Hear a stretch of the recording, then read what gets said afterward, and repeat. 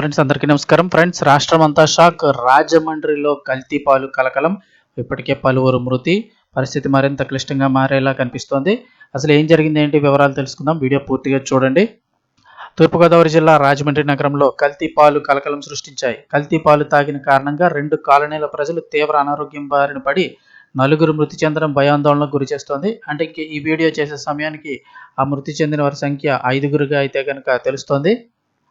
నగర పరిధిలోని చౌడేశ్వరి నగర్, వెంకటేశ్వర నగర్ అంటే రాజమండ్రికి సంబంధించి లాలా చెరువు ఏరియా అంటే చాలా మందికి తెలుస్తుంది.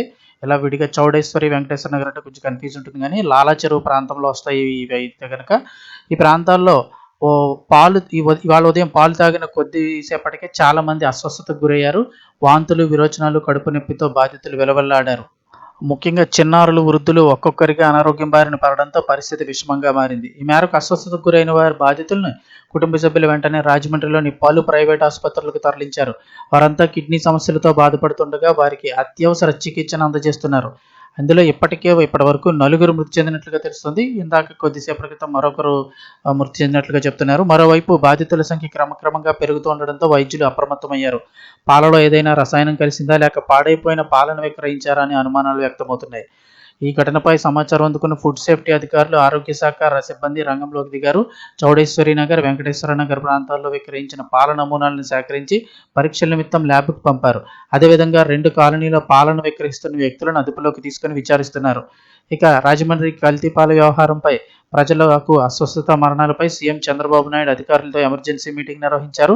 కల్తీ పాల వ్యవహారంపై జిల్లా కలెక్టర్, ఎస్పీ అధికారులతో మాట్లాడి అనారోగ్యం బారిన పడి మరణించిన వారి వివరాలను అడిగి తెలుసుకున్నారు. వెంటనే రాజమండ్రికి వెళ్లి బాధితులకు మెరుగైన వైద్యం అందేలా చర్యలు తీసుకోవాలని ఆదేశించారు. మరణించిన వారి పోస్టుమార్టం రిపోర్టులోనూ, అలాగే చికిత్స పొందుతున్న వారి బ్లడ్ టెస్ట్ రిపోర్టులో అనారోగ్యానికి కల్తీ పాలే కారణమని తేలితే బాధ్యులపై కఠిన చర్యలు తీసుకోవాలని సూచించారు. ఇప్పటికే 75 మంది నుంచి శాంపిల్స్ సేకరించామని, ప్రస్తుతం బాధితులంతా ఆసుపత్రిలో చికిత్స పొందుతున్నారని తెలిపారు. పాలు విక్రయించిన వ్యాపారిని పోలీసులు అదుపులోకి తీసుకుని విచారణ చేస్తున్నట్లు తెలిపారు. ఆ పాలు విక్రయించిన వ్యక్తి కోరుకొండ ప్రాంతానికి చెందిన వ్యక్తిగా చెప్తున్నారు. రాజమండ్రికి ఒక 20 కిలోమీటర్స్ డిస్టెన్స్లో ఉంటుంది. కోరుకొండ దగ్గర ఆ ప్రాంతానికి చెందిన వ్యక్తి అని చెప్తున్నారు. ఈ పాల ప్రభావం ఎక్కువగా చిన్నపిల్లలు, వయసు పైబడిన వారిపై కనిపిస్తోందని సీఎంకి వివరించారు. రాజమండ్రి చుట్టుపక్కల విక్రయదారులు 106 ఇళ్లకు పాలను పంపిణీ చేస్తున్నట్లు వివరించారు. నిజాన్ని చూస్తే రాజమండ్రిలో కిడ్నీ సమస్యలతో ఒకే ప్రాంతానికి చెందిన పలువురు ఆసుపత్రుల్లో చేరడం, ఒకరి తర్వాత ఒకరు ఇప్పటి వరకు 4 పైగా మృతి చెందడం కలకలం రేపింది. దాన్ని చూస్తే ఫిబ్రవరి 15 నుంచి 14 మంది ఆసుపత్రిలో చేరగా వారిలో ఎక్కువ మంది 60 ఏళ్లు పైబడిన వారు, 5 నెలల శిశువు, 3 ఏళ్ల బాలుడు ఉన్నారు. ఒకే కుటుంబానికి చెందిన 4 అస్వస్థతకు గురవడంతో ఆదివారం నాడు అధికారులకు సమాచారం ఇచ్చారు.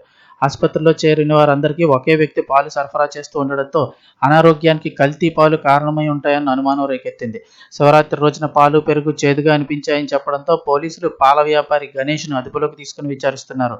బాధితుల బ్లడ్, యూరిన్ శాంపిల్స్ను అలాగే టాక్సాలజీ పరీక్షలకు పంపగా రిపోర్ట్స్ అయితే ఇంకా రావాల్సి ఉంది. రిపోర్ట్స్ వచ్చిన వెంటనే దీనిపై మరింత క్లారిటీ అయితే కనుక వచ్చే అవకాశం కనిపిస్తోంది.